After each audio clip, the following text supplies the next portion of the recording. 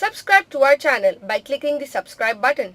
Click the bell button and enjoy the latest uploads from our channel.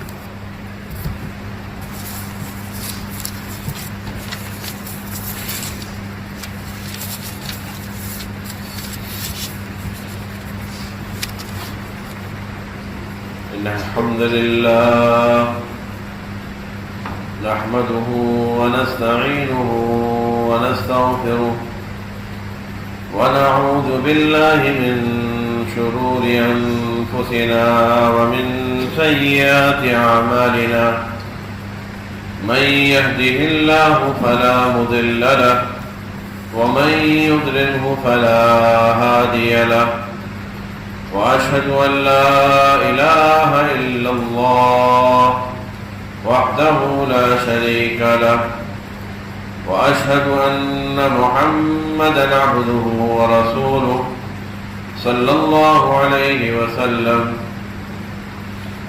أما بعد فأعوذ بالله من الشيطان الرجيم يا أيها الذين آمنوا اتقوا الله حق تقاته ولا تموتن إلا وأنتم مسلمون يا أيها الناس اتقوا ربكم الذي خلقكم من نفس واحدة وخلق منها زوجها وبث منهما رجالا كثيرا ونساء واتقوا الله الذي تساءلون به والأرحام إن الله كان عليكم رقيبا يا أيها الذين آمنوا اتقوا الله وقولوا قولا سديدا يصلح لكم أعمالكم ويغفر لكم ذنوبكم ومن يطع الله ورسوله فقد فاز فوزا عظيما أما بعد فإن خير الحديث كتاب الله وخير الهدي هدي محمد صلى الله عليه وسلم وشر الأمور محدثاتها وكل محدثة بدعة وكل بدعة ضلالة وكل ضلالة في النار أعوذ بالله من الشيطان الرجيم يا أيها الذين آمنوا إذا نودي للصلاة من يوم الجمعة فاسعوا إلى ذكر الله وذروا البيع ذلكم خير لكم إن كنتم تعلمون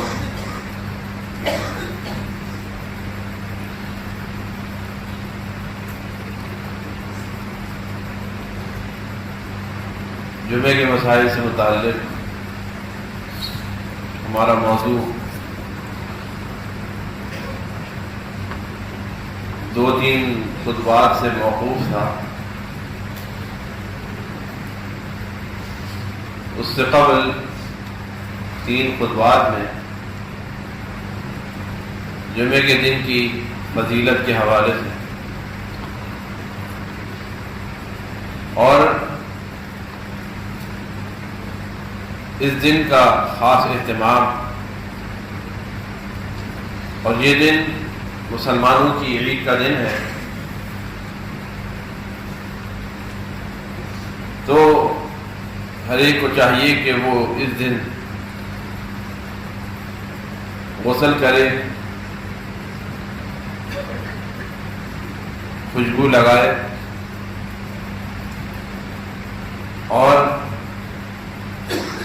تیل لگائے، اچھے کپڑے زیب تن کرے اور پھر مسجد کی طرف روانہ ہو اور اس دوران میں کہ جب اذان کہہ دی جائے نماز کے اختتام تک کاروبار کو بند کر دیں. اور یہ کاروبار کو بند کرنا کلی طور پر ہے، نہ کہ جزوی طور پر. یہ خلاصہ پچھلے 3 خطبات کا آپ کے سامنے رکھا ہے. اس کے بعد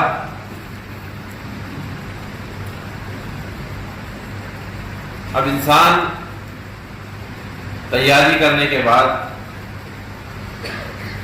مسجد کی طرف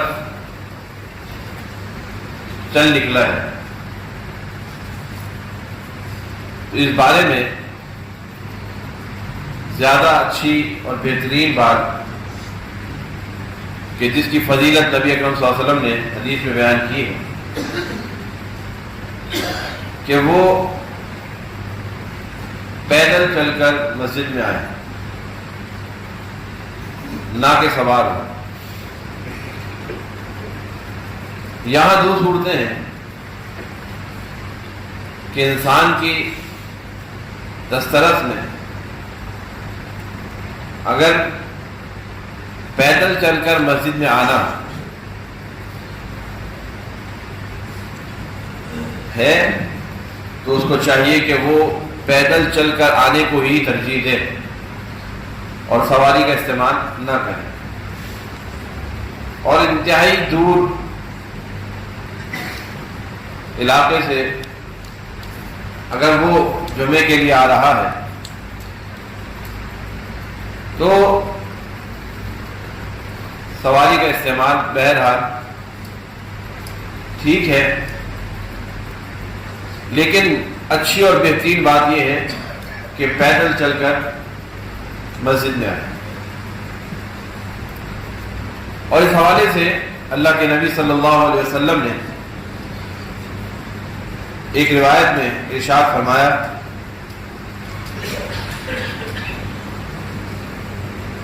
کہ نبی اکرم صلی اللہ علیہ وسلم ایک دن ارشاد فرما رہے تھے، جمعہ کا دن تھا. صحابی کہتے ہیں انا اذهب الى الجمعہ، میں جمعے کے لیے نبی صلی اللہ علیہ وسلم کی طرف گیا. سمعت رسول اللہ صلی اللہ علیہ وسلم، میں نے اللہ کے رسول صلی اللہ علیہ وسلم کو سنا، یقول، وہ آپ کہہ رہے تھے، من برت قدماہ، جس کے دونوں قدم، دونوں پیر گرد آلود ہو گئے، فی سبیل اللہ، اللہ کے راستے میں، حرمہ اللہ النار، اللہ ان دونوں پر جہنم کی آگ کو حرام کر دیتا ہے. کہ جس کے دونوں قدم گرد آلود ہوئے. قطعی طور پر یہ مقصد نہیں ہے کہ انسان مٹی میں چلتا ہوا ہے، کہ راستے میں جہاں مٹی ہو اس کے اوپر اپنے پیروں کو رگڑتا ہوا ہے. قطعی طور پر ایسی بات نہیں. اب کیونکہ پکی جگہیں ہیں، پکی سڑکیں ہیں، گلیاں پکی ہیں، لیکن بہرحال دشت خاک پھر بھی اڑ رہی ہوتی ہے. انسان جب پیدل چلتا ہے تو خاک اڑ رہی ہوتی ہے جو اس کے جسم پر لگتی ہے. اور اس کا اندازہ ایک انسان جب اپنے دکان سے گھر جاتا ہے اور اپنے ہاتھ کو دھوتا ہے تو کتنی میل اس کے ہاتھوں سے نکلتی ہے، کتنی کیچڑ نکلتی ہے. یہی چیز تو ہے. تو اگر یہ اللہ کے راستے میں ہو، اور ایک روایت میں اس کی وضاحت موجود ہے، اگر یہ اللہ کے راستے میں جس کا تعلق جمعے کے ساتھ بھی ہے اور اس کا تعلق مسجد کی طرف دیگر نمازوں کے لیے پیدل چل کر جانے کے ساتھ بھی ہے، اور اسی کا تعلق اللہ کے راستے میں دین کی احیاء کے لیے نکلنے کے ساتھ بھی، تو اللہ رب العالمین اس کے جسم کو جہنم کی آگ سے حرام کر دیتا ہے. یعنی جہنم کی آگ اس پر حرام ہو جاتی ہے جو پیدل چل کر مسجد کی طرف جاتا ہے یا اللہ کے راستے میں نکلتا ہے. اور وجہ کیا ہے کہ اس گرد جو لگ رہی ہوتی ہے اس کے پیروں پر, اللہ اس کی وجہ سے جہنم کی آنکھ کو حرام کرتا ہے. ایک موقع پر ایک مشہور و معروف حدیث ہے, آپ کو یقینی طور پر معلوم ہوگی, کہ ایک بندہ سفر حج کے لیے نکلتا ہے اور راستے میں اس کے بال پراگندہ ہو جاتے ہیں, اس کا جسم گرد آلود ہو جاتا ہے, اور پھر وہ اللہ کے گھر میں پہنچتا ہے. سفر کی حالت سفر حج ہے اور اس کے پیر اور سر مٹی سے ہٹا ہوا ہے, اور پھر اللہ سے وہ دعا کرتا ہے. پھر آگے بات دوسری ہے کہ دعا اللہ اس کی قبول نہیں کرتا, حالانکہ قبولیت کے سارے معاملات موجود ہیں. سفر ہے اور سفر بھی حج کا ہے, احرام کی حالت ہے اور جسم مٹی سے اٹا ہوا ہے, لیکن وہ دعا کرتا ہے, اللہ قبول نہیں کرتا, اس لیے کہ اس کا کھانا پینا اوڑھنا پہننا حرام ہے. رکاوٹ یہ بن رہی ہے, وگرنہ رکاوٹ نہیں ہے اس کی دعا کی قبولیت کی کوئی چیز. ایک چیز. اور دوسرے نمبر پہ اللہ کے نبی صلی اللہ علیہ وسلم ارشاد فرماتے ہیں, من اغتسل یوم الجمعۃ ومس من طیب امرأته کان لها. جس نے جمعے کے دن غسل کیا, اور اس غسل کی میں وضاحت کر چکا ہوں, اشارتاً آپ کو دوبارہ ذکر کر دیتا ہوں کہ غسل الجنابہ, جس نے غسل کیا جمعے کے دن جنابت والا غسل, یعنی جس طرح غسل جنابت کیا جاتا ہے اس طریقے پر غسل کرنا ہے. چاہے انسان کو غسل جنابت کی ضرورت ہو یا نہ ہو, لیکن ایک روایت ہمارے سامنے موجود ہے جس میں اللہ کے نبی صلی اللہ علیہ وسلم ارشاد فرماتے ہیں کہ من غسل واغتسل, جو غسل خود بھی کرتا ہے اور کرواتا بھی ہے. معلوم یہ کہ جس چیز پر جو کہ انسان کی اپنی خواہش ہے, جس کی تکمیل پر غسل میاں اور بیوی دونوں پر فرض ہو جاتا ہے, تو یہ روایت کے اندر موجود ہے کہ خود بھی غسل کرتا ہے کرواتا بھی ہے. معنی یہ کہ وہ عمل خاص بھی اس کا اہتمام کرتا ہے, تو غسل دونوں پر فرض ہو جاتا ہے. اور طریقہ کار, جب تک اس طریقے پر غسل نہ کیا جائے تو انسان پاک نہیں ہوتا.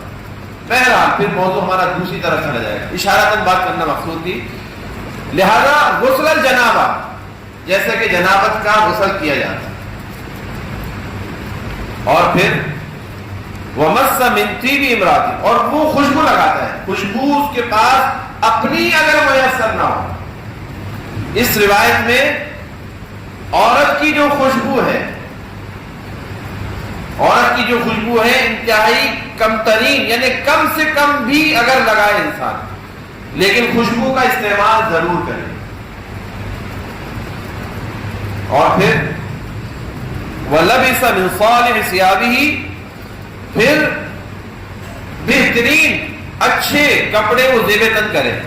صحابہ کرام کا طریقہ کار تھا, ہمارے جیسا ماحول تو نہیں کہ ہر دوسرے دن یا کوئی روزانہ کپڑے بدلتا ہے, کوئی صبح شام کپڑے بدلتا ہے. ہمارا ماحول نہیں, بلکہ اس دور میں کپڑوں کی قلت اتنی تھی. آج تو الماری بھری ہوتی ہے نا ہماری کمروں کے اندر, اور روزانہ کی بنیاد پر ایک جوڑا تبدیل کیا جاتا ہے, دھویا جاتا ہے. اس وقت ایک جوڑا, دو جوڑے, بہت ہوا 3 جوڑے. لیکن صحابہ کرام جب محنت مشقت کرتے پورا ہفتہ گزر جاتا, یہاں تک کہ جمعے کے دن بھی اسی کپڑوں میں آ جایا کرتے تھے جس میں پسینوں کی بو آ رہی ہوتی تھی. تو اللہ کے نبی صلی اللہ علیہ وسلم نے فرمایا کہ جمعے کے دن کپڑوں کی صفائی ستھرائی کا خیال رکھا جائے اور اچھے صاف ستھرے کپڑے پہن کر آیا جائے, یعنی ایک جوڑا مختص کیا جائے کہ جو جمعے کے دن زیب تن کیا جائے. تاکہ لگے کہ مسلمانوں کی عید ہے اور اس کا خوشی کا اظہار اچھے لباس سے پہن کر مسلمان کر رہے ہیں. وگرنہ عام کوئی روٹین کے مطابق انسان جیسا ہے ویسے ہی جمعے کے دن آ گیا تو اس کا مطلب ہے اس کو جمعے کی اہمیت کا اندازہ نہیں ہے. وہ جمعے کی اہمیت کو سمجھ نہیں رہا. یہ عید کا دن ہے, عید کے دن کوئی ایسے ہی گھومتا ہے. ہر خاص و عام کی کوشش ہوتی ہے کہ اچھا کپڑا پہنے, نیا کپڑا پہنے. اگر نیا نہیں لے سکتا تو اچھی طرح دھلوا کر صاف ستھرا استری کرا کے پھر اس کو پہنے. فرق ہونا چاہیے عام دن سے جمعے کے متعلق. جمعہ اور عام دن کا فرق ہونا چاہیے. پھر فرمایا ثم لم یخط, پھر گردنیں نہیں پھلانتا. وقال الناس ولم يلغوا عند الموعظة. ایک ولم يتخطى رقاب الناس, لوگوں کی گردنیں نہیں پھیلانتا. دوسرا کوئی لغو بات نہیں کرتا, یعنی جب خطیب خطبہ دے رہا ہو اس وقت کوئی لغو بات نہیں کرتا. حتیٰ کہ حدیث میں آتا ہے کہ ایک کنکری بھی اٹھاتا نہیں ہے, ایک تنکا بھی اٹھاتا نہیں ہے, بلکہ جس دھیان کے ساتھ وہ خطیب کو سن رہا ہے اسی دھیان کے ساتھ. یہ موضوع ہمارا بات کا ہے. اور پھر فرمایا کہ جب یہ انسان کرتا ہے کفارۃ لما بینہما, یہ دونوں جمعے کے درمیان کفارے کا باعث بن جاتا ہے. یہ مختصر حدیث. جب انسان یہ کیفیت کے ساتھ جمعے میں آتا ہے تو دونوں جمعے کے درمیان گناہوں کا کفارہ بن جاتا ہے. لیکن جو آدمی لغو بات کرتا ہے اور لوگوں کی گردنیں پھلان کر آتا ہے, یہاں غور کرنا چاہیے, سمجھنا چاہیے اچھے طریقے پر. اور میں بارہا اس بات پر زور دیتا ہوں کہ خطیب مجبور ہو جاتا ہے بیچارہ کہ اس کو گردن آخر بہرحال پھیلانی پڑ جاتی ہے کہ جب اس کے لیے الگ سے راستہ نہیں ہوتا. اور خطیب صاحب خود کھڑے ہو کر لوگوں کو واز کر رہے ہیں کہ بھائی لوگوں کی گردنیں نہ پھیلانگو, اور خطیب صاحب خود گردن پھیلا کر آ رہے ہیں. اس کا حل کیا ہوگا, کیسے حل نکلے گا؟ کوئی تو راستہ نکالنا پڑے گا نا, کیونکہ قول و فعل میں تضاد ہے. خطیب صاحب خود لوگوں کو بتا رہے ہیں کہ گردنیں پھلانگو نہیں, اور وہ خود گردن پھیلا کر آگے کے اوپر جگہ نہیں ہے, کیا کرے؟ یہ تو بنانی پڑے گی, جگہ بنانی پڑے گی, بنائی جائے گی تو پھر معاملہ سیدھا سیدھا چلے گا. حدیث پر عمل ہر ایک کا ہوگا, اس لیے کہ یہ حدیثیں خطیب کے سنانے کے لیے نہیں ہے کہ خطیب صاحب مولوی صاحب لوگوں کو سنا دے کہ عوام اس پر عمل کرے. سب سے پہلے تو جو سنانے والا ہے اس پر ذمہ داری ہے کہ وہ اس پر عمل کرے, اور اس پر وہی عمل نہ کر رہا ہو تو لوگوں کی اور اللہ کی ناراضگی. اللہ کہتے ہیں یا ایھا الذین آمنوا لم تقولون ما لا تفعلون, اے ایمان والو وہ باتیں کہتے کیوں جس پر عمل نہیں کرتے. کبر مقتا عند اللہ, اللہ کو بہت گرا گزرتی ہے یہ بات کہ تم یہ باتیں کرو جس پر تم عمل نہیں کرتے. اللہ کو بہت گرا گزرتی ہے. تو لہذا اس حوالے سے خیال کرنا پڑے گا, کوئی تو راستہ نکالنا پڑے گا کہ حدیث پر سب عمل کریں, خطیب بھی اور عوام بھی. اگر ایسا کیا تو پھر یہ اس کے اوپر واپس پلٹا دیا جاتا ہے, یعنی کہ اس کی ساری محنت بیکار ہو جاتی ہے, کوئی فائدہ اس کا آنے کا نہیں ہوا, اس لیے کہ اس نے خلاف ورزی کی قانون کی. جو قانون بنایا گیا اس قانون کی خلاف ورزی کی, جب خلاف ورزی کی تو اس کو گیٹ آؤٹ, کوئی فائدہ نہیں ہو تمہارے آنے کا, اس لیے کہ تم نے اصول توڑ دیے. پھر ایک روایت میں اللہ کے نبی صلی اللہ علیہ وسلم ارشاد فرماتے ہیں من اغتسل یوم الجمعۃ غسل الجنابہ ثم راح فکأنما قرب بدنۃ, جس نے غسل کیا جنابت جیسا غسل, پھر وہ اب نکل کھڑا ہوا مسجد کے لیے پیدل چل کے, اور مسجد کے پاس پہنچ گیا. روایت کے آخر میں کچھ دیگر وضاحت اس بارے میں ہے. بہرحال ابھی روایت کو ترتیب سے پڑھتے ہیں. جو آدمی پہلی ساعت میں پہنچ گیا, اب پہلی ساعت لوگ کہیں جی کب شروع ہوتا ہے وقت تو شروع ہو چکا فجر کے بعد, فجر کے واسطے وقت شروع ہو چکا، تو فجر کے بعد سے اور آذان جمعہ سے تک درمیان میں سب سے پہلے جو مسجد میں داخل ہوگا جمعے کی نماز کی ادائیگی کے لیے، نیت جمعے کی نماز کی ادائیگی، اور وہ مسجد میں آ کر اہتمام کے ساتھ بیٹھ جائے، نوافل، قرآن کی تلاوت، دعائیں، اذکار، اس کا اہتمام کرے۔ جو پہلی ساعت میں مسجد میں آتا ہے تو اس کو اللہ کی طرف سے ثواب ملتا ہے کہ اس نے ایک اونٹ اللہ کی راہ میں صدقہ کر دیا۔ صدقے کے الفاظ جو ادا کرے اس کی وضاحت سب سے آخر میں کروں گا کیوں کرے۔ اللہ کی راہ میں اس نے صدقہ کر دیا، یعنی اللہ کا قرب حاصل کرنے کے لیے، اللہ کا قرب حاصل کرنے کے لیے اونٹ کو اللہ کی راہ میں دے دیا۔ اور اسی طریقے پر جو دوسری ساعت میں، یعنی دوسرے نمبر پہ جو آئے، بھائی انعام ہم بھی تو دیتے ہیں دنیا کے، جو پہلے نمبر پر آیا اس کو یہ انعام ہے، جو دوسرے نمبر پہ آیا اس کو یہ انعام ہے، تو اللہ نے بھی انعام رکھا ہے، لیکن یہ انعام ایسا ہے جو نظر نہ آنے والا ہے، کیونکہ اللہ نے سارے انعامات رکھے ہی ایسے جو نظر نہ آنے والے۔ غیب پر ہی ایمان تو اصل ایمان ہے، ظاہر پر ایمان وہ تو سب لے آتے ہیں، دیکھنے کے بعد قیامت والے دن بھی لوگ ایمان لے کر آ جائیں گے، جب قیامت والے دن جہنم کو دیکھیں گے۔ وَلَوْ تَرَىٰ إِذِ الْمُجْرِمُونَ نَاكِسُو رُءُوسِهِمْ عِندَ رَبِّهِمْ رَبَّنَا أَبْصَرْنَا وَسَمِعْنَا فَارْجِعْنَا نَعْمَلْ صَالِحًا۔ جب یہ مجرم لوگ جہنم کو دیکھ لیں گے، اپنے آپ کو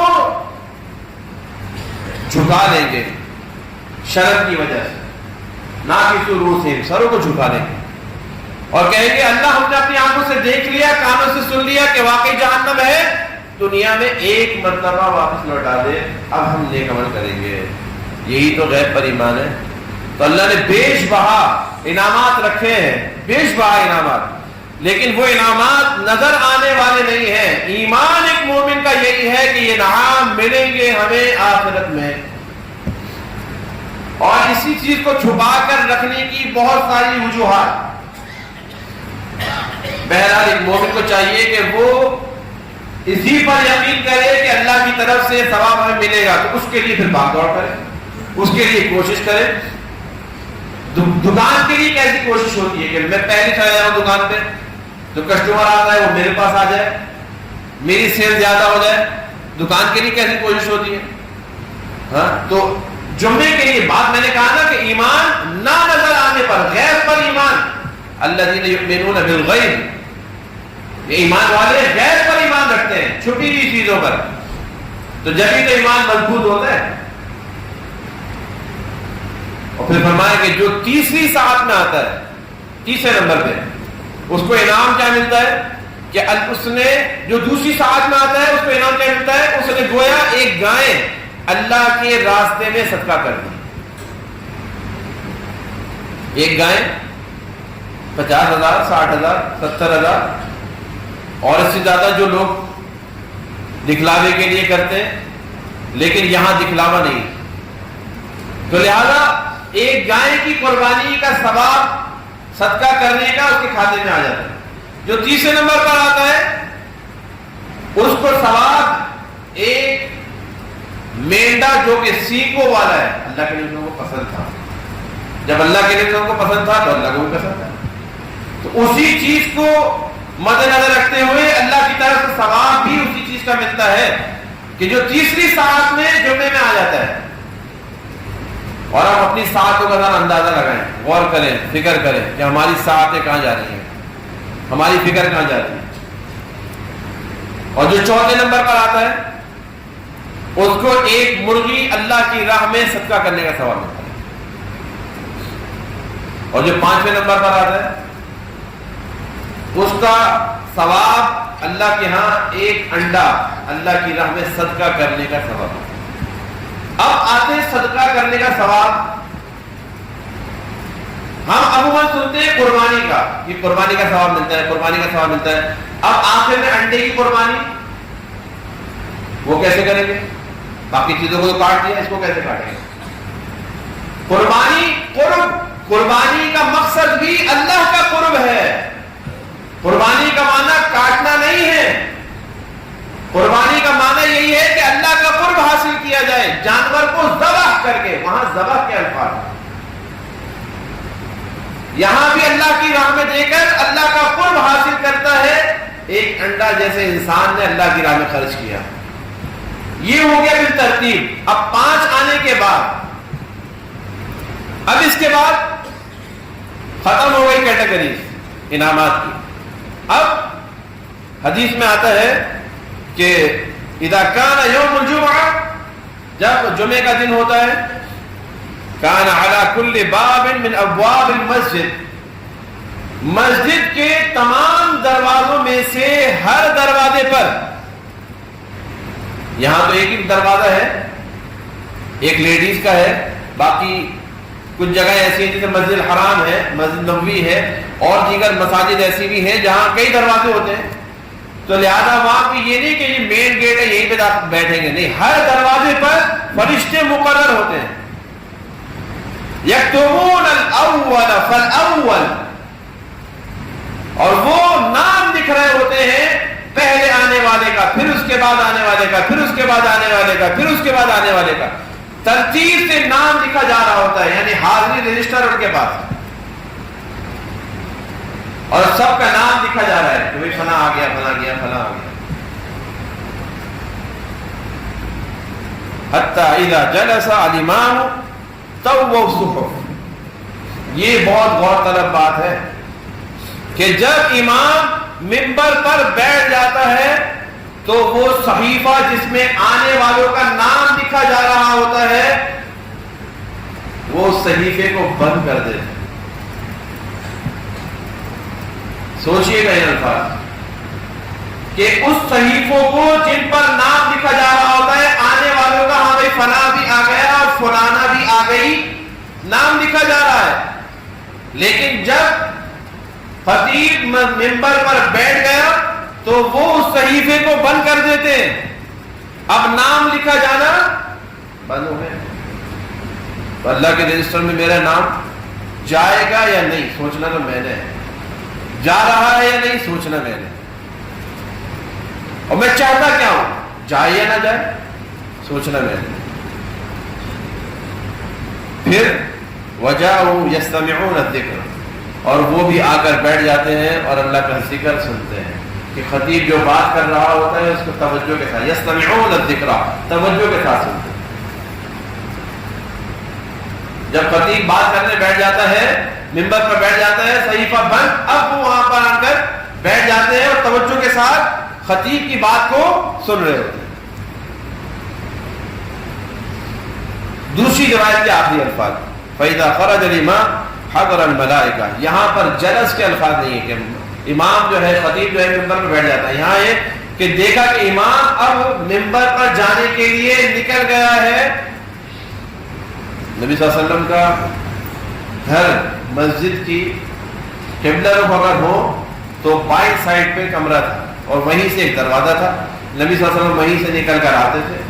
تو جب امام نکل جائے اپنے گھر سے اور مسجد میں اب منبر کی طرف آ رہا ہے تو اسی وقت وہ صحیفوں کو بند کر دیتے ہیں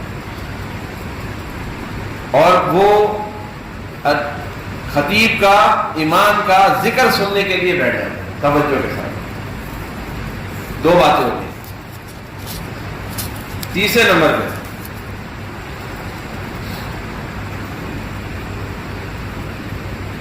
نبی اکرم صلی اللہ علیہ وسلم ارشاد فرماتے ہیں, یحضر الجمعہ ثلاث نفر,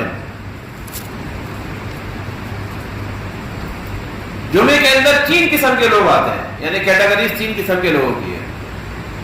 آتے سب ہیں لیکن ان کو 3 گروہوں میں تقسیم کر دیا نبی اکرم صلی اللہ علیہ وسلم. نمبر 1, رجل حضرها یلغو وهو حقه منها, ایک آدمی جمعے میں آیا, اس نے کوئی لغو کام کیا. اب میں ان میں سے کچھ باتیں ذکر کرتا ہوں, جیسے مثال کے طور پہ میں نے پرچی کا کہا تھا کہ وہ پرچی صاحب دینے آئے, آگے آگے ایک دوسرے کو بڑھاتے رہے, یہ لغو کام. کسی نے آن کے سلام کہا اس کا جواب دے رہے, اور کسی نے کہا بھائی ہٹو یہاں سے. اس میں بھی بہت ساری باتیں ہیں. یعنی زبان سے کوئی لفظ, حتیٰ کہ حدیث میں آتا ہے کہ کہے چپ ہو جاؤ, یہ بھی لفظ ہے.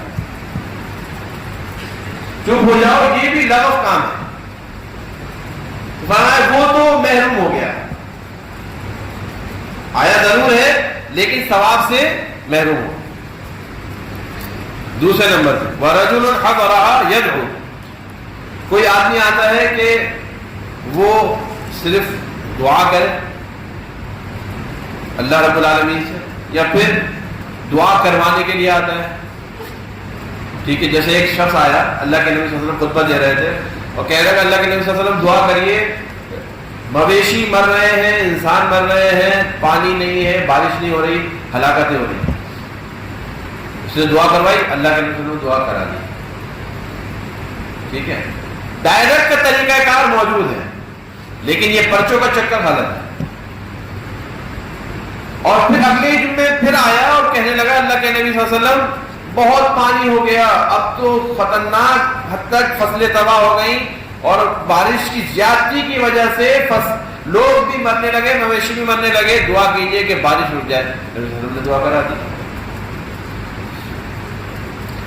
دوسرے نمبر پر اس قسم کے لوگ ہیں, تو آج بھی لوگ دعا کرانے کے لیے آتے ہیں. ان کا مقصد یہ ہوتا ہے کہ وہ جائیں گے, ان سے دعا کے لیے کہیں گے. ثواب کی نیت جمعے کی وہ ایک طرف, وہ شاید ہے یا نہیں, واللہ اعلم بالثواب, لیکن دعا کرانے کے طرف. جیسا کہ ہماری مسجد وہاں دہلی کالونی کے اندر وہ خطیب صاحب تھے عبد الوکیل رحمہ اللہ, خطبہ دینا, خطبے کے بعد جب فارغ ہو جاتے وہ دم کرتے تھے, لوگ لائن سے بیٹھ گئے, انہوں نے دم کیا اور پھونک ماری, سبوں نے جو اپنا اپنا جہاں جہاں درد ہے وہاں پہ ہاتھ رکھا اور دم کر دیا. اس نیت سے لوگ آ رہے, وہ نیت ان کی پوری ہو گئی, لیکن جمعے کا مقصد اگر انسان کی نیت یہ ہے کہ اللہ کی رضا کے لیے ہم جا رہے ہیں, اور جو تیسری کیٹیگری ہے جس کا ذکر میں کرتا ہوں آپ کے سامنے, تو ایک وہ یدعو, وہ اس لیے حاضر ہوتا ہے کہ وہ دعا کرے گا. فَهُوَ رَجُلٌ دَعَا اللَّهَ عَزَّ وَجَلَّ إِن شَاءَ أَعْطَاهُ وَإِن شَاءَ مَنَعَهُ, وہ آ کر دعا کرتا ہے, دعائیں مانگتا ہے اللہ سے, اب اللہ چاہے تو اس کو دے دے, اللہ چاہے نہ دے.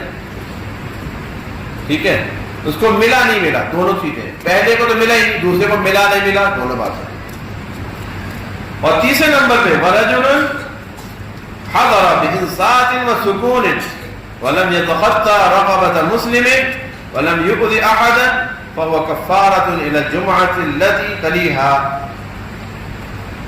اور وہ آدمی کہ جو جمعے میں حاضر ہوا, سکون کے ساتھ بیٹھا رہا, خاموش ہو کر بیٹھا رہا, توجہ ایمان کی طرف رہی, ذرا سی جنبش, ذرا سی حرکت, کچھ بھی نہیں.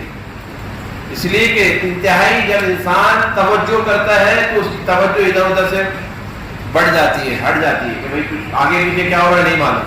اس لیے کہ توجہ خطیب کی طرف ہے کہ وہ کیا کہہ رہا ہے. جب انسان آنکھوں میں آنکھیں ڈال کر بات سنتا ہے تو وہ اندر جا رہی ہوتی ہے, بات اندر سرایت کر رہی ہوتی ہے. اور جب انسان ادھر ادھر جھانکتا ہے, ادھر ادھر دیکھ رہا ہوتا ہے, تو ساری باتیں وہ نیچے ہی گر رہی ہوتی ہیں, اندر نہیں جا رہی. وَلَمْ يَتَخَطَّى رَقَبَةَ مُسْلِمٍ, اور لوگوں کی گردنیں بھی اس نے پھلانگے نہیں, کسی مسلمان کی گردن پھلان کے آگے نہیں کیا. ٹھیک ہے, لوگ اپنی جگہ بنا لیتے ہیں کہ میں نے یہیں بیٹھنا ہے. اب اس کے لیے پھر کیا کرنا چاہیے, کہ پہلے آئیں مسجد میں اگر وہیں بیٹھنا ہے. اگر نہیں آ سکے پہلے تو پھر جہاں جگہ ملے وہیں بیٹھ جانا چاہیے. ایسا نہ ہو کہ گردنیں پھلانتے ہوئے آ گیا اور دوسروں کو بھی ہٹایا, ہٹو یہاں سے, یہ میری جگہ ہے. یہ سر خلاف شریعت کا. جہاں جگہ مل جائے وہیں بیٹھ جانا چاہیے. ثواب یہاں بھی وہی ہے, وہاں بھی وہی. پہلی سب کا ثواب ہے تو اس کو حاصل کرنے کے لیے کیا کرنا پڑے گا, پہلے نکلنا پڑے گا. سارے کام پہلے نپٹانے پڑیں گے تاکہ پہلے نکلے اور پہلے آگے بیٹھ جائیں. ایسا نہ ہو کہ آئے آخر میں اور پہلے گھسنے کی کوشش کرے, جو شریعت کے خلاف. وَلَمْ يُؤْذِ أَحَدًا, اور کسی کو تکلیف بھی نہیں دی. وہ توجہ سے کوئی سن رہا تھا، اس کی دھیان بٹا دیا ادھر ہونا ذرا. اب ذرا سی جگہ تھی ایک پیر رکھنے کی، وہ بیچارہ ادھر ہوا دوسرا ادھر ہوا، دونوں کی توجہ، دونوں کے ساتھ 10 کے اطراف میں جو تھی ان کی توجہ بھی ختم ہو گئی. کہا کہ جو اس طرح بالکل سکون کے ساتھ خاموشی کے ساتھ آتا ہے اور سکون کے ساتھ جمعے کا اہتمام کرتا ہے تو یہ اس کے لیے کفارہ بن جاتا ہے. اس جمعے سے لے کر اگلا جمعہ جو اس کے ساتھ ملا ہوا ہے وَزِيَادَةُ ثَلَاثَةِ أَيَّامٍ، اور یہ 3 دن مزید، ایک جمعے سے لے کر دوسرا جمعہ 7 دن، 3 دن مزید 10 دن کے لیے گناہوں کے کفارہ بن جاتا ہے جو اس اہتمام کے ساتھ جمعے کے لیے آتا ہے. اور پھر فرمایا وَذَلِكَ بِأَنَّ اللَّهَ عَزَّ وَجَلَّ يَقُولُ، اور یہ اس وجہ سے ہے کیونکہ اللہ رب العالمین ارشاد فرماتا ہے مَنْ جَاءَ بِالْحَسَنَةِ فَلَهُ عَشْرُ أَمْثَالِهَا، جو کوئی ایک نیکی کرے گا یا ایک نیکی لے کر آئے گا اللہ کی طرف سے اس کو 10 گنا ثواب ملے گا. ایک نیکی کوئی کرے گا اللہ کی طرف سے اس کو 10 گنا ثواب ملے گا، اللہ 10 گنا ثواب اس کو دیتا ہے. یہاں تک ہماری بات آج مکمل ہو گئی کہ مسجد میں آئے سکون کے ساتھ اطمینان کے ساتھ، پہلے سے پہلے آنے کی کوشش کریں، پیدل چل کر آنے کی کوشش کریں. دور دراز کا سفر ہے تو سواری کا استعمال کیا جا سکتا ہے. جتنا پیدل چل کر آئیں گے، جتنی گرد آلود ٹانگیں ہوگی، جسم ہوگا، اتنی ہی جہنم کی آگ حرام ہوگی اس پر. اور اسی طریقے پر جب مسجد میں آ جائے تو آنے کا یہ ذہن میں رکھے کہ آذان جمعہ سے پہلے مسجد میں آئے، کیونکہ فرشتے نام لکھ رہے ہوتے ہیں ہر آنے والے مرد اور عورت کا امام کے ممبر کی طرف نکلنے سے پہلے آئے. اور جب امام نکل جاتا ہے تو رجسٹر بند ہو جاتا ہے، نام نہیں لکھا جاتا. اور جب مسجد میں آ جائیں تو جہاں جگہ میسر ہو وہاں بیٹھ جائیں، لوگوں کی گردنیں پھلانتے ہوئے نہ آئیں اور لوگوں سے گفتگو چنید تاکہ ایک تنکا بھی ادھر سے ادھر نہ کریں، انتہائی توجہ کے ساتھ خطیب کا خطبہ سنیں. یہاں پر ہماری بات اب مکمل ہوئی ہے. انشاءاللہ آئندہ خطبے کے اندر جو دسمبر کا دوسرا خطبہ ہوگا اس میں انشاءاللہ اس کی مزید وضاحت کریں گے. اللہ سے دعا ہے ہمیں سمجھنے کی، عمل کرنے کی توفیق عطا فرمائے. اقول قولی ھذا استغفر اللہ لی ولکم ولسائر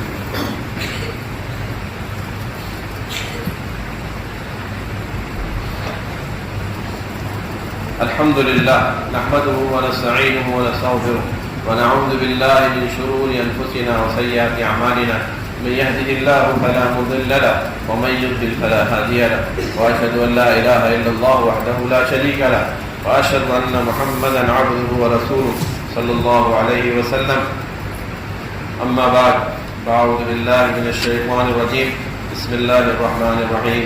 قاف والقرآن المجيد بل عجبوا أن جاءهم منذر منهم فقال الكافرون هذا شيء عجيب أئذا متنا وكنا ترابا ذلك رجع بعيد قد علمنا ما تنقص الأرض منهم وعندنا كتاب حفيظ بل كذبوا بالحق لما جاءهم فهم في أمر مريج أفلم ينظروا إلى السماء فوقهم كيف بنيناها وزيناها وما لها من فروج والأرض مددناها وألقينا فيها رواسي وأنبتنا فيها من كل زوج بهيج تبصرة وذكرى لكل عبد منيب ونزلنا من السماء ماء مباركا فأنبتنا به جنات وحب الحصيد والنخل باسقات لها دلع نضيد رزقا للعباد وأحيينا به بلدة ميتا كذلك الخروج كذبت قبلهم قوم نوح وأصحاب الرس وثمود وعاد وفرعون وإخوان لوط وأصحاب الأيكة وقوم تبع كل كذب الرسل فحق وعيد أفعينا بالخلق الأول بل هم في لبس من خلق جديد. میری والدہ کے لیے دعا کریں اللہ تعالیٰ ان کو شفاء کاملہ عاجلہ عطا فرمائے اور دیگر جتنے بیمار ہیں خواتین مرد بوڑھے بچے جوان بچیاں اسپتالوں میں گھروں میں پوری دنیا میں جہاں کہیں بیمار ہیں اللہ سب کو شفاء کاملہ عاجلہ عطا فرمائے. جو ایمان کی حالت میں رہ رہے ہیں اللہ ان کو بھی معاف فرما دے، اور جو ایمان کی حالت میں دنیا سے جا چکے ہیں اللہ ان کو بھی معاف فرما دے، ان کی قبر کو نور سے بھر دے، ان کو فریق رحمت کرے، جنت الفردوس میں اعلیٰ مقام عطا فرمائے۔ اللہ رب العالمین ہم پر باران رحمت برسائے، بارش کی اصل ضرورت ہے، پانی کی قلت ہے، پریشان ہے، اللہ تو اپنے بندوں کی پریشانیوں کو بخوبی واقف ہے، کتنی اشد ضرورت ہے پانی کی، اللہ اپنی رحمت کا مے برسا دے، اللہ اپنی رحمت کا مے برسا دے، اللہ ایسی بارش برسا جو سب کے لیے فائدہ مند ہو، کسی قسم کا نقصان نہ پہنچے، فائدہ مند بارش ہم پر نازل فرما، اللہ ہم سے راضی ہو جائے۔ یقینی طور پہ اللہ ہماری بدعمالیاں ہیں جن کی وجہ سے تو نے بارش کو روک رکھا ہے، یا اللہ ہم اپنے گناہوں کا اعتراف کرتے ہوئے اس کی گناہوں سے متعلق معافی مانگتے ہیں، یا اللہ ہم سب کو معاف فرما دے اور ہم پر اپنی رحمت شامل حال فرما۔ ربنا آتنا في الدنيا حسنة وفي الآخرة حسنة وقنا عذاب النار۔ عباد الله رحمكم الله، إن الله يأمر بالعدل والإحسان وإيتاء ذي القربى وينهى عن الفحشاء والمنكر والبغي يعظكم لعلكم تذكرون۔ اذكروا الله يذكركم وادعوه يستجب لكم، ولذكر الله تعالى أولى وأحكم وأتم وأكبر۔